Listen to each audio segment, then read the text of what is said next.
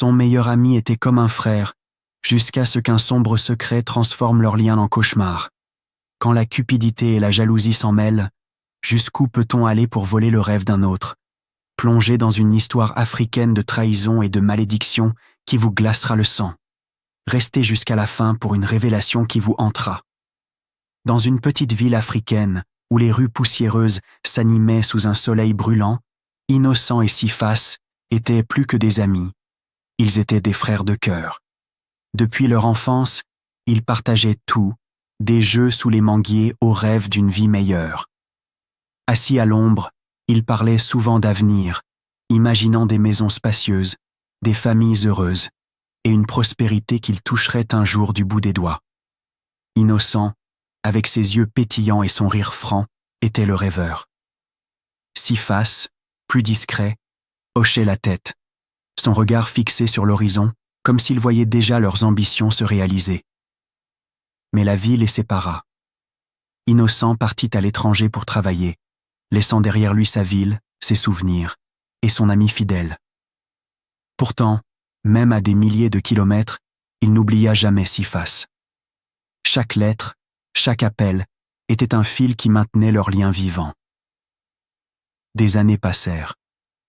Innocent, à force de labeur, gagna bien sa vie à l'étranger, mais il apprit une leçon amère. La confiance est un luxe rare. Sa propre famille, à qui il envoyait de l'argent pour des projets, l'avait trahi. Il gaspillait tout, investissant dans des affaires douteuses ou dépensant pour leur plaisir. Innocent, blessé, coupa les ponts avec eux, jurant de ne plus jamais donner sa confiance aussi facilement. Mais Siphas était différent. Siphas était son frère, celui qui connaissait ses rêves les plus profonds, celui qui n'avait jamais changé malgré les années. Du moins, c'est ce qu'Innocent croyait. Un soir, alors que la nuit tombait sur sa petite chambre à l'étranger, Innocent reçut un appel. C'était Siphas. Sa voix d'habitude si posée tremblait, brisée par l'angoisse.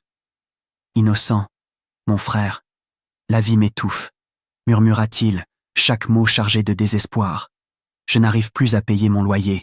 Ma famille souffre, mes enfants ont faim et je ne sais plus quoi faire. J'ai besoin d'aide. » À l'autre bout du fil, Innocent sentit son cœur se serrer. Il connaissait cette douleur, celle d'un homme qui se bat pour survivre.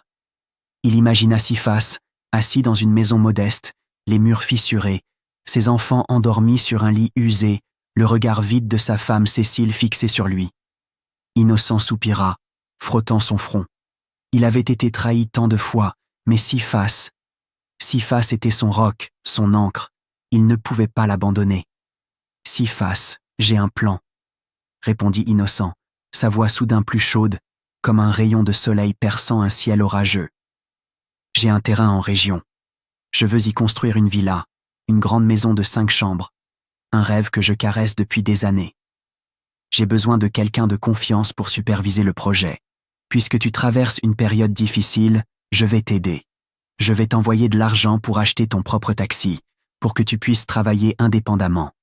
Et je vais payer la location d'un appartement de 3 chambres près du chantier, pour que ta famille soit à l'aise. » Un silence lourd s'installa à l'autre bout du fil. Puis, la voix de Siphas éclata, tremblante d'émotion. « Innocent, que les ancêtres te bénissent. Tu viens de sauver ma vie. Un bon ami vaut mieux qu'un sac plein d'or. » Innocent sourit, le cœur léger. Il savait qu'il faisait le bon choix. Quelques semaines plus tard, Innocent tint ses promesses. Il envoya l'argent pour l'appartement et le taxi. Siphas et sa famille emménagèrent dans leur nouveau logement, un espace lumineux avec des murs fraîchement peints, des rideaux colorés, et assez de place pour que les enfants courent librement. Pour Siphas, c'était un rêve devenu réalité. Il démarra son activité de chauffeur de taxi et pour la première fois depuis longtemps, il pouvait nourrir sa famille sans craindre le lendemain. Mais ce n'était que le début. Moins d'1 mois plus tard, Innocent envoya une somme importante, accompagnée du plan détaillé de sa villa. C'était une maison grandiose, avec 5 chambres, un salon spacieux et une cour où les enfants pourraient jouer. Innocent faisait confiance à Siphas, convaincu que son ami d'enfance, celui qu'il considérait comme un frère, ne le trahirait jamais. Siphas, fou de joie, rentra chez lui ce soir-là, les plans dans une main, une liasse de billets dans l'autre. Il s'assit sur le canapé, un sourire éclatant aux lèvres, et appela sa femme, Cécile. « Regarde ça, » dit-il, déroulant les plans sur la table. Innocent m'a confié son projet. Il m'a donné cet argent pour acheter les matériaux et superviser la construction. C'est une chance incroyable. Cécile, une femme au regard perçant et à la voix douce, l'écouta attentivement, hochant la tête. Mais alors que Siphas parlait avec enthousiasme, une lueur sombre traversa les yeux de Cécile. Elle se pencha vers lui, posant une main sur son bras, et murmura « Mon mari, sois sage. Tu ne peux pas juste construire une maison pour un autre homme alors que nous vivons encore en location. C'est une occasion rare. Profites-en. » Siphas fronça les sourcils, hésitant. Il savait que trahir Innocent serait mal. Cet argent n'était pas le sien, ce projet non plus. Mais les mots de Cécile s'enfoncèrent dans son esprit comme une graine toxique. Il repensa aux années de misère, aux nuits sans sommeil, à se demander comment payer le loyer, au regard triste de ses enfants, quand il n'y avait rien à manger. Innocent, lui, était loin. Il envoyait de l'argent sans poser de questions, aveuglé par sa confiance. Quel mal y aurait-il à prendre un peu pour sécuriser son propre avenir? Après une nuit de réflexion, Siphas prit une décision fatale. Son cœur, autrefois loyal, se teinta d'avidité. Il allait construire la villa d'Innocent, oui, mais il allait aussi s'enrichir sur son dos. À partir de ce moment, Siphas changea. Il commença à gonfler les prix des matériaux. Si les ouvriers avaient besoin de 400 blocs pour une étape, il disait à Innocent qu'il en fallait 700. Si le chantier nécessitait 60 sacs de ciment, il en réclamait 100. Il conclut des accords secrets avec les fournisseurs, leur demandant de falsifier les factures pour empocher la différence. Chaque jour, il mentait à Innocent, lui envoyant des photos et des vidéos de la villa en construction, accompagnés de messages rassurants. « Mon frère, la qualité coûte cher. Je veux que ta maison soit la plus belle du quartier. » Innocent, submergé par la gratitude, ne soupçonna rien. Il voyait les murs s'élever, les fenêtres prendre forme, et il souriait, convaincu que son ami réalisait son rêve. Mais en réalité, Siphas détournait des sommes colossales. Avec l'argent volé, il acheta un terrain à son nom et lança en secret la construction de sa propre maison, une demeure de 3 chambres pour lui et sa famille. Pendant que la villa d'Innocent avançait, Siphas bâtissait son propre rêve, utilisant les fonds de son ami. Cécile, sa complice, le poussait à aller plus loin. « Innocent est loin », disait-elle, un sourire calculateur aux lèvres. « Il te fait confiance. Qui surveille les dépenses?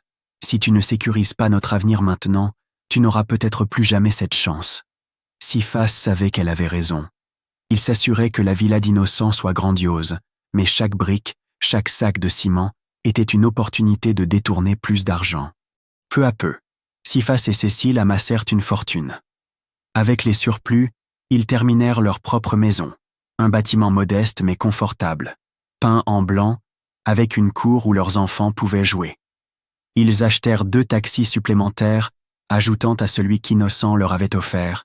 Siphas employa des chauffeurs pour travailler pour lui et l'argent afflua chaque jour. Cécile, elle, investit dans un commerce d'huile de palme, achetant en gros dans les villages pour revendre en ville. Leur vie changea radicalement. Fini les jours de misère, les nuits à compter chaque franc. Ils étaient riches, respectés, enviés. Mais cette richesse était bâtie sur une trahison. Comme le dit un vieux proverbe, « Nourris un chien une fois, il te restera fidèle à vie. Nourris un homme chaque jour, et c'est lui qui finira par te poignarder dans le dos. » Innocent, toujours à l'étranger, ignorait tout. Il envoyait de l'argent, ravi des progrès de sa villa. Mais un jour, il décida d'envoyer sa femme, Élisabeth, pour inspecter le chantier. Il faisait confiance à Siphas, mais il voulait qu'un membre de sa famille voie les choses de ses propres yeux. Élisabeth, une femme au regard affûté et à l'instinct aiguisé, arriva sur place quelques jours plus tard. La villa était impressionnante, des murs solides, un toit flambant neuf, une cour spacieuse. Tout semblait parfait. Mais alors qu'elle discutait avec les ouvriers, un vieux maçon, le visage marqué par le soleil, s'approcha d'elle. Il essuya la sueur de son front, jetant des regards nerveux autour de lui. « Madame, » murmura-t-il, « J'ai quelque chose à vous dire, mais ne mentionnez pas mon nom. » Le cœur d'Élisabeth se mit à battre plus vite. « Qu'y a-t-il, papa ?» demanda-t-elle, sa voix tremblante. Le maçon baissa encore la voix. « Votre mari est un homme bon, mais Siphas le trahit. Il gonfle les prix des matériaux et de la main-d'œuvre. Il prend l'argent en trop pour construire sa propre maison. Il a même acheté des voitures avec l'argent d'Innocent. » Élisabeth sentit le sol se dérober sous ses pieds. Elle avait toujours trouvé Siphas trop empressé, trop mielleux dans ses appels à Innocent. Mais une trahison aussi massive? C'était inconcevable. Sans perdre une seconde, elle rentra à la capitale ce soir-là et appela son mari par vidéo, le visage grave. « Innocent, il faut qu'on parle, » dit-elle, la voix tremblante. « Les ouvriers m'ont dit que Siphas te vole. Il utilise ton argent pour bâtir sa propre maison. Tu dois agir avant qu'il ne soit trop tard. » Innocent resta silencieux, les yeux fixés sur l'écran. Puis, il soupira profondément, un soupir lourd de tristesse. « Élisabeth, » murmura-t-il, « même ma propre famille m'a trahi quand je leur ai confié mon argent. Si mon ami d'enfance peut me tromper, que dire d'un frère ?» Il marqua une pause, puis ajouta, le regard éteint, « Mais, écoute, tant que ma maison est construite, je me moque de ce qu'il prend. Ce qui compte, c'est que j'obtienne ce que je veux à la fin. » Élisabeth secoua la tête, incrédule. « Innocent, tu es trop bon. Et s'il ne finit jamais ta maison? Et s'il continue à prendre encore et encore ?» Innocent lui adressa un sourire triste. « Parfois, il vaut mieux accepter quelques pertes pour obtenir quelque chose de plus grand. » Élisabeth, frustrée, savait que son mari était aveuglé par sa confiance. Elle ne pouvait qu'espérer qu'il ouvre les yeux avant qu'il ne soit trop tard. Les mois passèrent. Siphas acheva la villa d'Innocent, une demeure majestueuse qui dominait le quartier, exactement comme Innocent l'avait rêvé. Mais en secret, Siphas et Cécile avaient terminé leur propre maison, achetée avec l'argent volé. Leur plan semblait parfait. Pourtant, Siphas alla encore plus loin. Il loua sa propre maison à un prix élevé, empochant un revenu supplémentaire, et installa sa famille dans la villa d'Innocent, sous prétexte d'en être le gardien. Il n'avait aucune intention de partir. Cette maison, il la considérait désormais comme la sienne. Un soir, alors qu'il se prélassait dans le luxe de la villa, un appel brisa le silence. C'était Innocent. « Mon frère, » dit-il, la voix chaleureuse, « je ne sais même pas comment te remercier. Tu as bâti la maison de mes rêves, et je t'en serai toujours reconnaissant. Mais écoute, j'ai pris une décision. La vie à l'étranger est trop dure. J'ai besoin d'une pause. Dans un mois, je rentre au pays pour m'installer et lancer un business. » À ces mots, le cœur de Siphas manqua un battement. Pendant une seconde, il crut qu'il allait s'évanouir. Rentrer? Innocent voulait rentrer? Il força un sourire, sa voix tremblante. « Ah, Innocent, c'est une excellente nouvelle. Nous t'accueillerons à bras ouverts. Ta maison est prête pour toi. » Mais au fond de lui, la panique l'envahissait. Il n'avait jamais prévu de rendre cette maison. Il s'y était habitué, il l'aimait, il la considérait comme sienne. Cette nuit-là, Siphas se tourna vers Cécile, le visage sombre d'inquiétude. « Cécile, Innocent dit qu'il revient dans un mois, » murmura-t-il, faisant les 100 pas dans le salon. « Que faisons-nous? S'il revient, je vais devoir quitter cette maison. Je ne suis pas prêt à la lui rendre. » Cécile croisa les bras, un sourire rusé se dessinant sur ses lèvres. « Tu sais, Innocent est riche. Même s'il revient, il pourra construire une autre maison. Il a de l'argent, il ne souffrira pas. Mais nous, si nous perdons cette vie, nous ne vivrons peut-être plus jamais dans un tel luxe. » Elle marqua une pause, puis ajouta, un éclat sombre dans les yeux. « Je connais un féticheur qui peut nous aider à garder cette maison pour toujours. » Siphas hésita. Il savait que jouer avec des forces obscures était dangereux. Mais la cupidité avait consumé son âme. Il hocha lentement la tête. Si c'est la seule solution, alors allons-y. Le lendemain, ils voyagèrent jusqu'à un village reculé pour rencontrer un féticheur connu pour ses pouvoirs sombres. L'homme, âgé, les accueillit dans une hutte obscure, éclairée par une lampe à huile vacillante. Des talismans pendaient au mur, et une odeur d'herbe brûlée flottait dans l'air. Quand Siphas et Cécile lui expliquèrent leurs problèmes, le féticheur esquissa un sourire entendu. « Vous aurez ce que vous désirez, » dit-il d'une voix grave. Il leur tendit une petite poupée en bois, transpercée d'épingles, un talisman sinistre. « Ceci est l'esprit qui gardera vos désirs. Emportez-le dans la maison, murmurez-lui vos volontés, et à chaque souhait enfoncez une épingle dans la poupée. Une fois terminée, enterrez-la dans la cour. Tant qu'elle y restera, votre ami ne connaîtra jamais la paix dans cette maison. » Cette nuit-là, Siphas et Cécile se tenaient dans la cour de la villa, sous un ciel étoilé, le talisman entre leurs mains tremblantes. Ils murmurèrent leurs malédictions, la voix basse, comme s'ils craignaient que les étoiles les entendent. « Innocent, si tu poses un pied dans cette maison, que tu ne connaisses jamais la paix, » murmura Siphas, enfonçant une épingle dans la poupée. « Que ton corps te démange sans répit, » ajouta Cécile, piquant une autre épingle. « Que des brûlures te consument jusqu'à ce que tu quittes cette maison et que tu finisses par l'oublier. » Poursuivirent-ils ensemble, chaque malédiction scellée par une nouvelle épingle. Quand ils eurent fini, ils creusèrent un trou dans la cour et y enterrèrent la poupée, scellant leur sombre forfait. Quelques jours plus tard, Innocent arriva au pays, impatient de voir sa villa. Il appela Siphas pour l'informer de sa visite. « Mon frère, je suis là. Je vais passer voir la maison. J'ai hâte de voir ce que tu as fait de mon rêve. » Siphas, rongé par la peur, redoutait cet instant. Et si le charme ne fonctionnait pas? Ses mains tremblaient, mais il força sa voix à rester calme. « Je t'attends, mon frère, » répondit-il, un sourire crispé aux lèvres. Lorsque la voiture d'Innocent s'arrêta devant la grille, Siphas l'accueillit avec un sourire forcé. Mais dès qu'Innocent posa un pied dans le salon, une vague de malaise l'envahit. Une sensation de brûlure intense parcourut son corps, comme si on l'avait aspergé d'eau pimentée. Des démangeaisons insupportables s'emparèrent de sa peau. Il se gratta frénétiquement, le souffle court, envahi par la panique. Cette maison qui devait être un refuge était devenue un lieu de supplice. Incapable de supporter la douleur, il rebroussa chemin, sauta dans sa voiture et démarra en trombe. Une semaine plus tard, déterminé à récupérer son bien, Innocent revint. Il franchit le seuil, espérant que le malaise précédent n'était qu'une réaction passagère. Mais cette fois, la douleur fut encore pire. Il eut l'impression que des flammes invisibles léchaient sa peau, que des aiguilles perçaient chaque parcelle de son corps. La souffrance était insoutenable. Dans un cri de désespoir, il se précipita hors de la maison, claqua la porte de sa voiture et repartit à la capitale. Élisabeth, son épouse, remarqua son état mais ne comprenait pas. Chaque soir, elle insistait « Quand allons-nous enfin emménager dans notre nouvelle maison ?»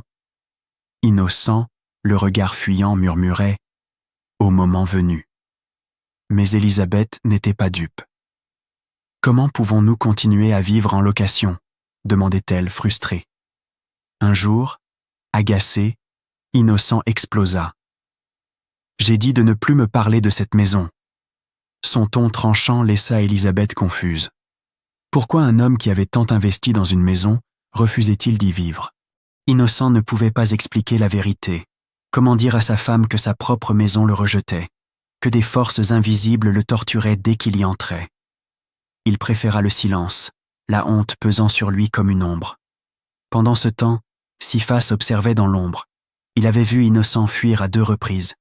Le charme fonctionnait, mais une nouvelle peur le rongeait. Et si les esprits se retournèrent contre lui? Innocent, lui, semblait avoir perdu tout attachement à la maison. C'était comme si son esprit avait été vidé de ce rêve. Il lança même un commerce prospère dans la même ville, mais préférait vivre en location, faisant des trajets quotidiens plutôt que de s'installer dans sa villa. Élisabeth, perplexe, posait la question sans cesse. Pourquoi un homme qui possède une maison aussi luxueuse vit-il en location? Un jour, sans prévenir, Innocent déclara « J'ai donné la maison à mon ami. Je n'en veux plus. Le moment venu, je construirai une demeure encore plus belle. » Élisabeth resta figée, abasourdie. La maison que Siphas a bâtie pour toi, répéta-t-elle. N'est-ce pas toi qui as payé chaque brique, chaque clou, chaque goutte de sueur? Elle ne pouvait pas y croire. C'était comme si le charme avait effacé toute revendication d'innocence sur sa maison. Le propriétaire était devenu locataire, et le locataire, propriétaire. Des années passèrent. Siphas et Cécile vécurent dans la villa, devenant des figures influentes dans la ville. Siphas, désormais riche, possédait 2 maisons, plusieurs taxis et une réputation enviée. Il appelait parfois Innocent, jouant le rôle de l'ami fidèle. « Mon frère, quand viens-tu récupérer ta maison ?» demandait-il, un sourire faux aux lèvres. À chaque fois, Innocent répondait « Je n'en veux plus, garde-la, c'est un cadeau du cœur. Je construirai une autre. » Siphas, soulagé, savait que le charme fonctionnait parfaitement. Innocent avait abandonné son bien, et Siphas en était désormais le maître. Mais la richesse changea Siphas. L'homme qui avait autrefois lutté pour survivre devint arrogant, imprudent. Il négligeait Cécile, passant ses nuits dans les bars, s'entourant d'autres femmes. Cécile, qui avait été sa complice, sa force, devint une ombre dans sa vie. Elle espérait que ce n'était qu'une phase, mais Siphas avait changé pour de bon. Une nuit, une amie l'appela, la voix tremblante. « Cécile, je suis désolée. Ton mari est dans un hôtel avec une jeune femme. » Cécile, furieuse, sentit son cœur se briser. Elle prit sa voiture et fonça vers l'hôtel. Là, elle trouva Siphas, avachi sur un canapé, riant avec sa maîtresse. Quand elle le confronta, elle s'attendait à des excuses. Mais Siphas éclata de rire, l'humiliant devant sa maîtresse. « Tu viens me faire la morale? Tu n'es rien, Cécile, rien qu'une ombre. » Sa maîtresse, enhardie, se jeta sur Cécile, la saisissant par les cheveux, la frappant violemment. Siphas regarda, immobile, tandis que sa femme était battue sous ses yeux. Quelques mois plus tard, Siphas alla plus loin. Il divorça de Cécile, la chassa de la maison et lui donna une somme dérisoire en compensation. Elle, qui avait partagé sa misère et ses rêves, se retrouva seule, sans rien. Siphas garda les 2 maisons, s'assurant un confort total. Il avait trahi Innocent sans remords, et maintenant, il trahissait sa propre femme. Mais il ignorait une vérité universelle. Toute trahison finit par être punie. Cécile, brisée, brûlait de colère. Elle ne pouvait pardonner. Elle avait tout donné à Siphas, et il l'avait jeté comme un rien. Un jour, une idée audacieuse lui vint. Si Siphas avait volé la maison d'Innocent avec un charme, alors en le détruisant, il perdrait tout. Elle appela la villa pour s'assurer que Siphas était absent. Quand elle apprit qu'il n'était pas là, elle saisit sa chance. Elle prit sa voiture et fonça vers la villa. Là, elle se dirigea vers l'endroit où le talisman avait été enterré. Les mains tremblantes, elle attrapa une pelle et creusa. En quelques minutes, elle trouva la poupée, enveloppée dans un tissu sale. Mais au moment où elle la déterra, une force invisible s'empara d'elle. Une démangeaison insoutenable la saisit, suivie d'une brûlure atroce, comme si un feu invisible la consumait. Elle hurla, se griffant la peau, incapable d'éteindre cette douleur surnaturelle. Quelques heures plus tard, Siphas rentra. Il franchit la porte et s'arrêta net. Cécile était là, se tordant de douleur sur le sol, sa peau rougie, ses vêtements déchirés. Mais ce qui le pétrifia, c'était le talisman, exposé, hors de la terre. Son cœur s'emballa. Puis, comme si les esprits l'attendaient, une douleur fulgurante traversa son corps. Des brûlures, des piqûres, une souffrance insupportable le consumèrent. Il s'effondra, hurlant, se grattant furieusement. Rien ne pouvait arrêter cette agonie. Siphas et Cécile, pris au piège de leur propre malédiction, payaient enfin le prix de leur trahison. Ce même soir, à des kilomètres de là, Innocent était chez lui, dans son appartement en location. Soudain, un frisson étrange le traversa, comme si un poids invisible s'était envolé de son âme. Pour la première fois en des années, son esprit était clair. Il regarda autour de lui, perplexe. Pourquoi vivait-il encore ici? Où était sa villa? Que s'était-il passé? Il se tourna vers Élisabeth, le souffle court. « Pourquoi sommes-nous encore ici? Où est ma maison ?» Élisabeth, stupéfaite, le fixa. Pendant des années, il avait évité ce sujet, et voilà qu'il exigeait des réponses. Sans attendre, Innocent attrapa ses clés et conduisit jusqu'à la villa, une urgence inexplicable le poussant. Ce qu'il vit en arrivant le paralysa. Siphas et Cécile, allongés sur le sol, se tordèrent de douleur, leurs peaux enflammées, leurs vêtements déchirés. Ils levèrent des yeux larmoyants vers lui, leur arrogance envolée. « Innocent, pardonne-nous, » murmura Siphas, la voix brisée. « Nous t'avons volé. Nous avons utilisé des forces obscures pour te faire oublier ta maison. On ne pensait pas que ça finirait ainsi. Aide-nous. » Innocent, impassible, les fixa. Cet homme, qu'il avait aimé comme un frère, l'avait trahi. Il tourna les talons et sortit. Siphas et Cécile, désespérés, prirent une décision.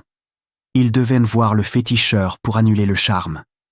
Toujours en proie à leur supplice, ils voyagèrent jusqu'à son village. Mais une terrible nouvelle les attendait.